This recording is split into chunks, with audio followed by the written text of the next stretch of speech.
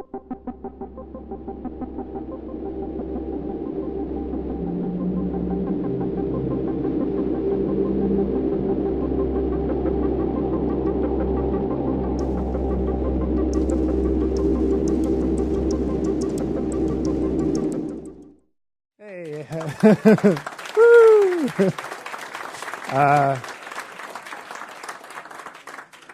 Thank you. So this is kind of the highlight of my talk. Just going to put this cursor on the side. All right. So I'm Arne. I'm Plexus Online on Twitter and GitHub. I mostly do Ruby stuff, Rails developer professionally, do a bunch of open source stuff. I'm involved with Rails Girls, which if you saw Annika, you now know all about. In Berlin, I'm originally from Belgium, but I live in Berlin, so I help out there. I help out in Brussels, and I help out a bit with the Summer of Code, which is happening again, so that's pretty awesome. And there's a Ruby conference in Belgium called RCamp, and if you're thinking of going there, this year for the second time, we'll do a beer trip, tasting some of the typical Belgian lambic beers. So I'm one of the organizers of that, Ruby Lambic, so if you're interested in that, come and talk to me. And then my 1 minute of shameless self-promotion now that I have the stage. I'm writing a book on functional programming in Ruby. It's 1/3 finished about. It's on LeanPub. You can already get the current status of it there. So if that interests you, come and talk to me as well afterwards. Okay, so let's talk about the web and what makes the web so special. And for that, we need to go back into the past. Come on, Doc. Let's take us to 1990. Because then this handsome guy named Tim Berners-Lee came up with this brilliant idea. He was this physicist who wanted to do a better way of sharing documents, research with his fellow researchers. And so on this beautiful machine, a Nextcube, he implemented the first web server and web browser. This was kind of end of 1990. It says there, this machine is a server, do not power down. If you did, you would have powered down the whole web. So from there, it went really fast. So it was actually a very simple idea, very simple implementation. His first ideas of HTTP, HTML, and what now have then become URIs sort of existed already more or less in the form that they do now. It's evolved a bit, but the foundations were there. And it's grown remarkably. And so the amazing thing about the web is that the basic architecture is virtually unchanged 24 years later, and it's scaled incredibly. So there are some things there that just make that really special and really interesting to study. Like what is it that allowed the web to do that? And in 1993, so the web really started to take off beyond just the small research circle of Tim Berners-Lee. And also you got the first client, the Mosaic browser, that could display images. And so suddenly the traffic pattern of typical web browsers changed because it wasn't just retrieving a single document at a time. Suddenly these documents contained references to all kinds of images, and then later JavaScript came, and so you got a different pattern of traffic. And so people were a bit worried of like if that would continue to scale and if that wouldn't impact performance. So Tim Berners-Lee founded the W3C, which was in charge of sort of formalizing these specifications.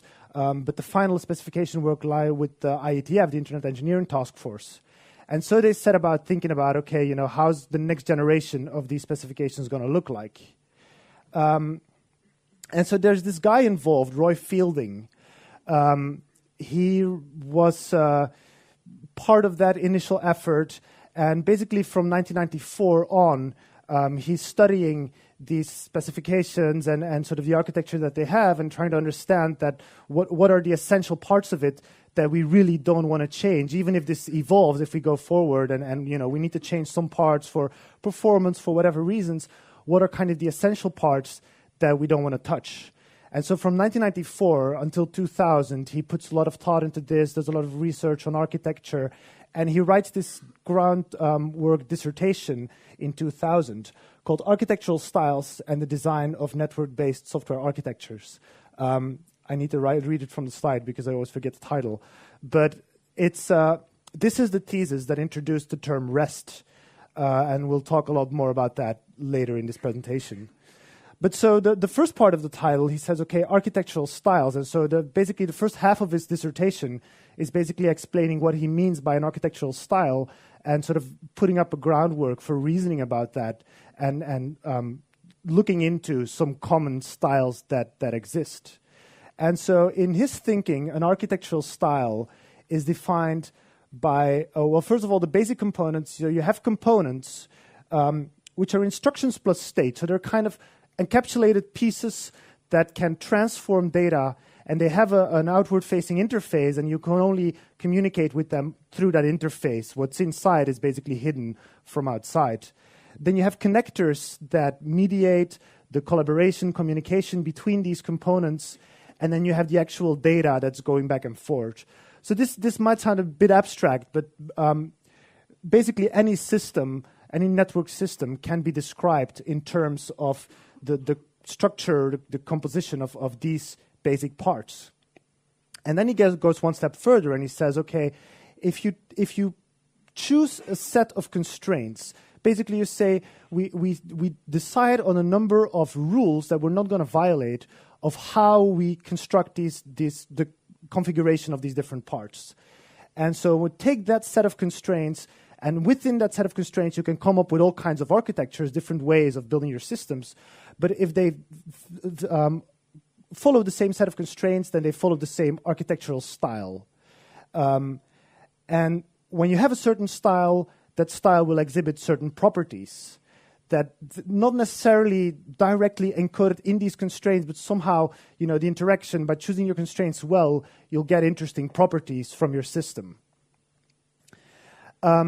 And what are some of the important properties of the World Wide Web at that point? Well, it had a very low entry barrier. So you have to imagine, like at this time, researchers were using all kinds of different platforms, operating systems. It had to be easy for them to implement a browser server on various systems. So you had these very simple text-based formats that just worked over TCP/IP, which was already very common at that point. And you could incrementally grow that network. It's all very decoupled. Like there's no central authority where you have to ask to add a new browser somewhere. You just get on the web and use it, and it plugs in with all the rest. What makes that whole thing work is that you have these references, these identifiers, which we now know as URIs, which can point to different resources on the network, and that kind of give you that decoupling, that make you have these different services that don't really have to know about each other until the last point where through this URI they look up where it is and start talking to it. It's extensible, so these HTTP has changed significantly since then with lots of extensions, but the essentials have stayed the same, and it's simple, which is part of its success. And so this is the favorite phrase from Feeling's dissertation. I had to put it on a separate slide. So it's anarchic scalability.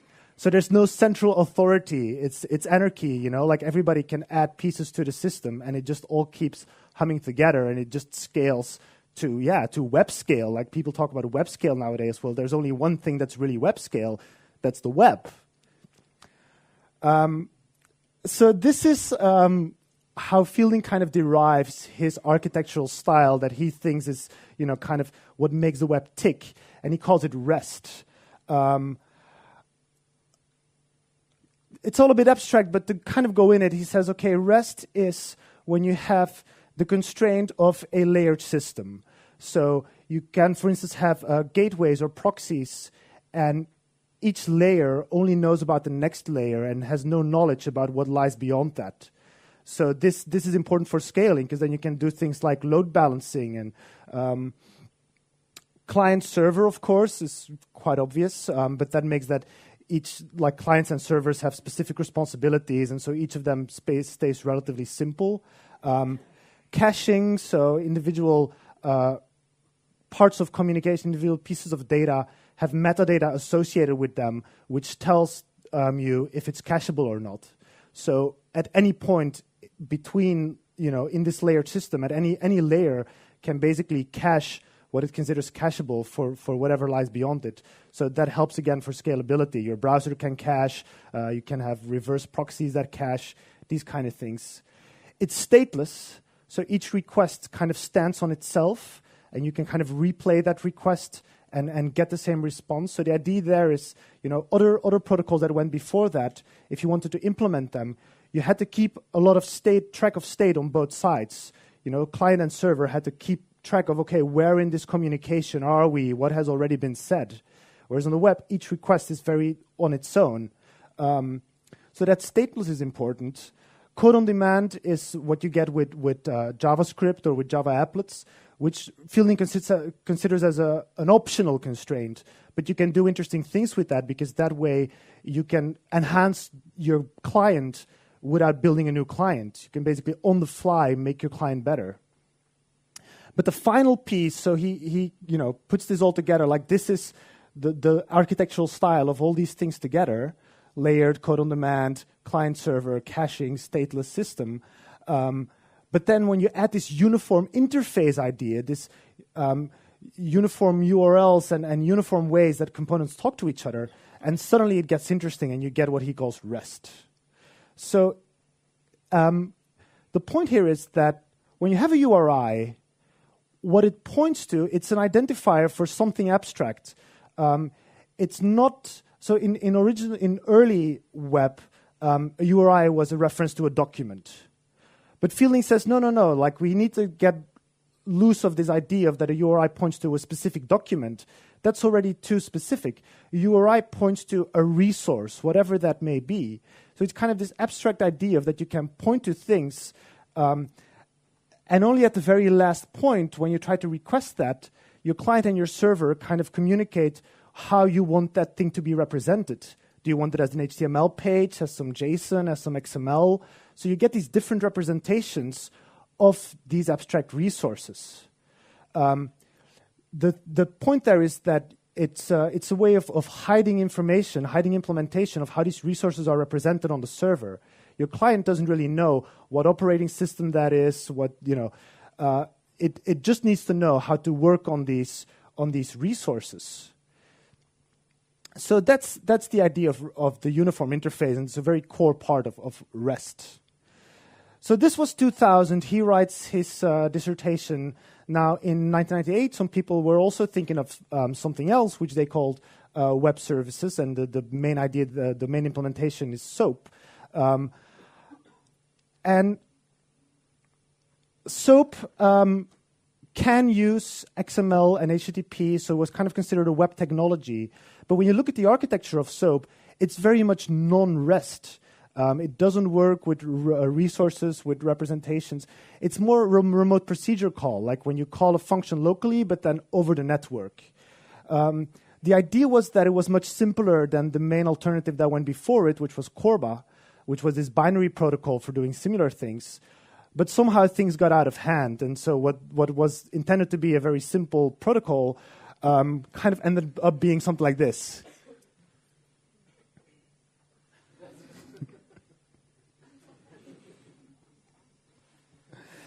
So SOAP is not something that makes your developers happy.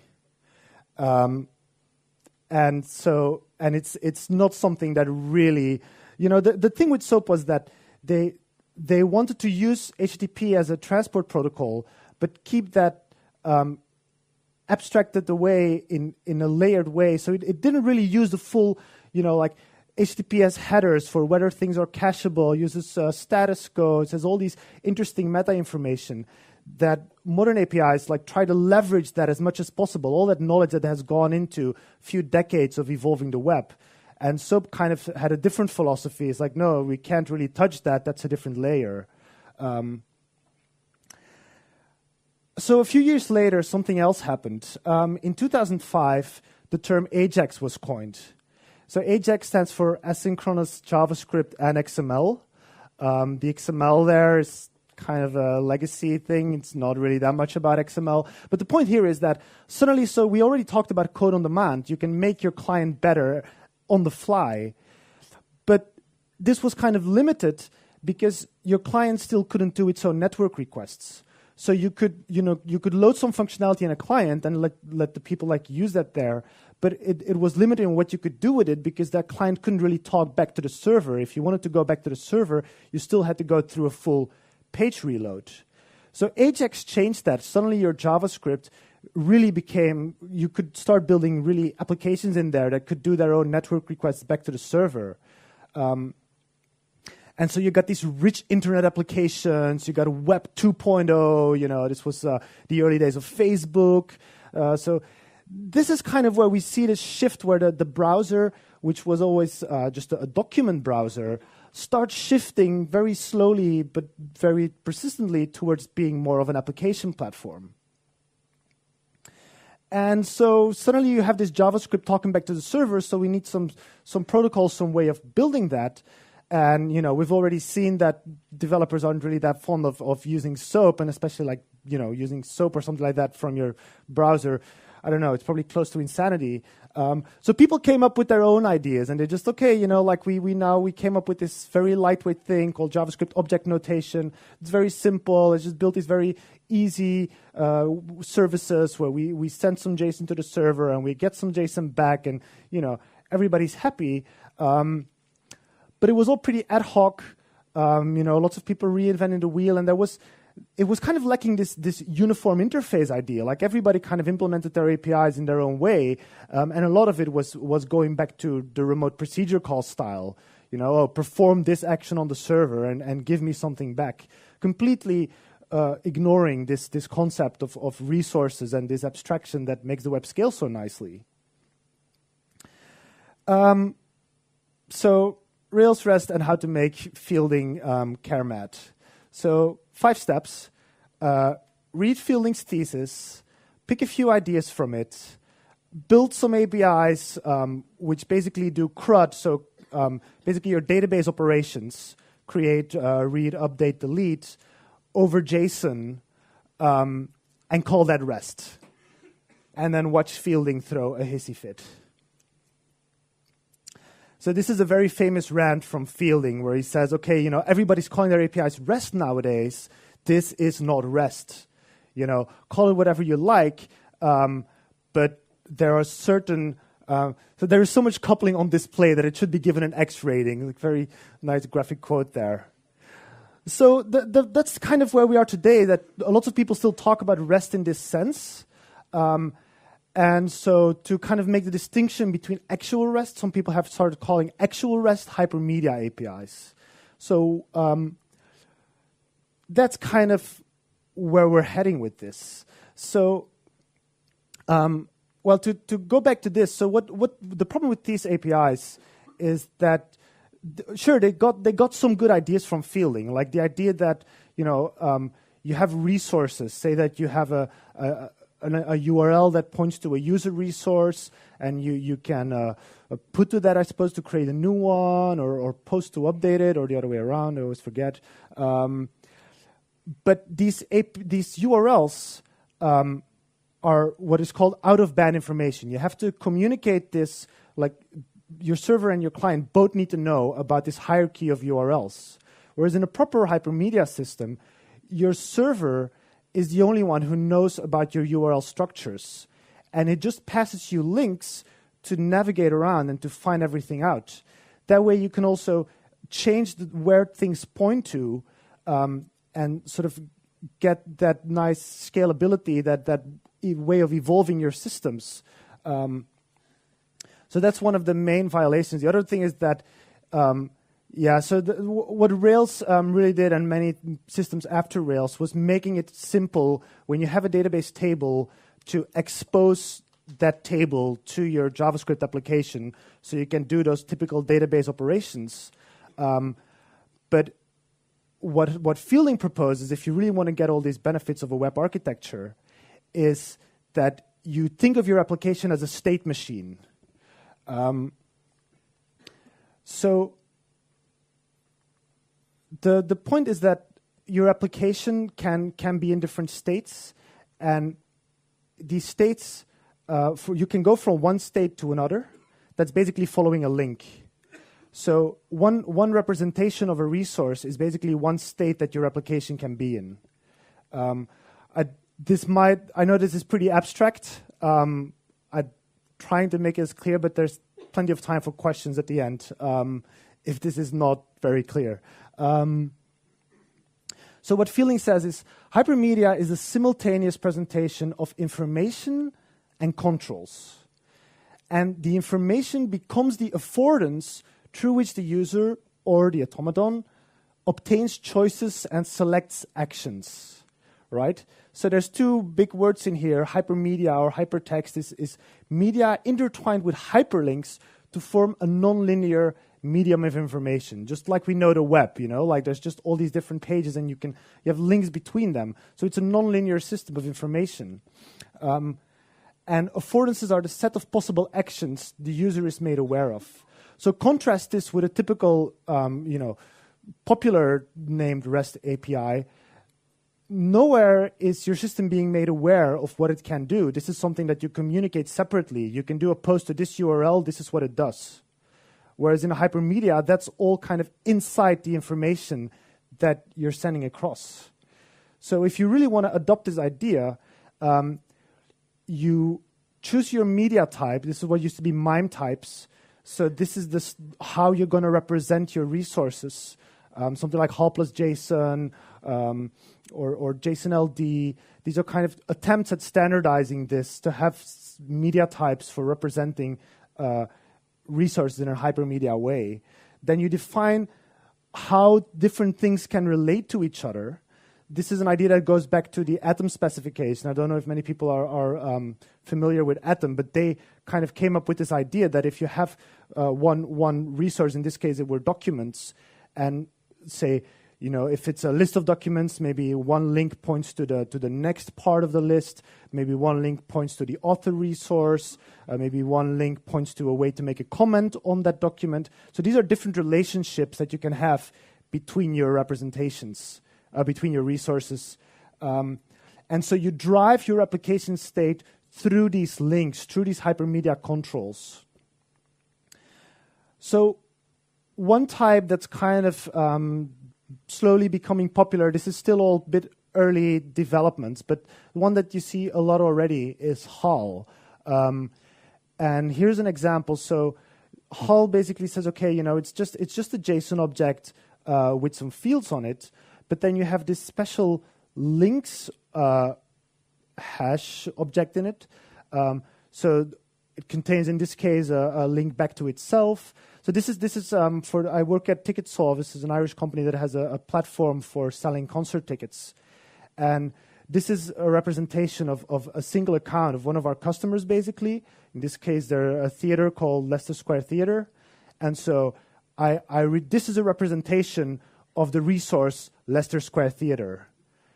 And Leicester Square Theatre has shows and it has venues. And so here we get the link to if I want to have all the shows of Leicester Square Theatre.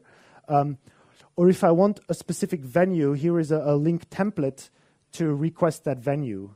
So at no point do I hard-code any of those URLs in my application. The application just browses around in the API. The initial benefits that you get of this is that it's easy for developers. There's no separate stack of documentation that you need to read through. You just get an API entry point, you read it, and then you see, okay, these are the places where I can go from there.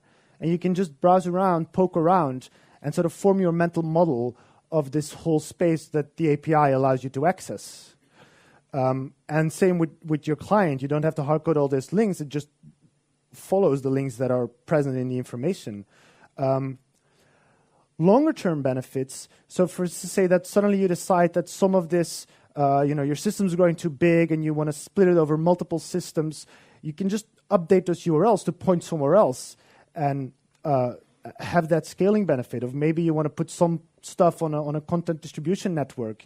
You just put a different URL there and your client doesn't know anything about how to construct those. It just reads those and uses those.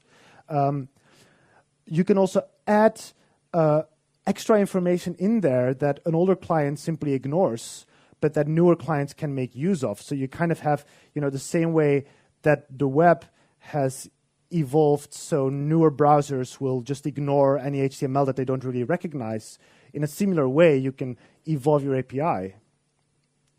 But where it really shines is if you really think bigger scale, so that say, like, okay, to really get the big benefits of this, think on a scale of decades. So suppose you're a bookseller, and you have your system and many clients integrate with that system, and you're using Hypermedia. And at some point you grow big and you buy up some other booksellers with their own systems. You could integrate those databases with your database, maybe put big migrations to put it all in one database or whatever. Or you can just put a Hypermedia facade in front of their systems and link between them. So they can be completely different systems on different servers, on different operating systems, different programming languages. But it's just URLs. They're just pointing to each other, and it's all this uniform interface idea, and your client doesn't have to change at all. It just works on the fly. But a lot of this, will depend on media types getting standardized. It's a bit of a stretch, but there was this concept of the semantic web, to add this semantic layer of information to web pages so that machines can browse them and see what the knowledge is that's really in there.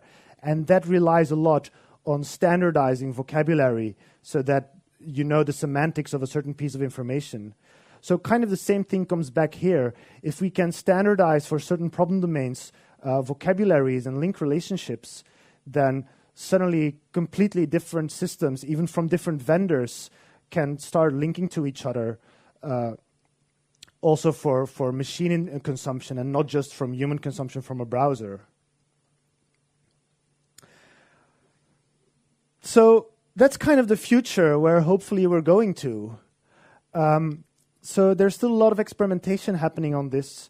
There's a really active and interesting mailing list, API Craft, where a lot of this discussion goes on. So one of the popular formats now is HAL. There's also collection plus JSON, JSON LD, JSON linked data. There's Siren, which is not based on JSON, but is based on EDN, I think, which is based on the closure syntax. So it's an alternative to JSON because JSON also has its shortcomings. And then a guy who's been writing and researching a lot of this stuff since early on just recently launched a new format called Uber. And the cool thing with this is also that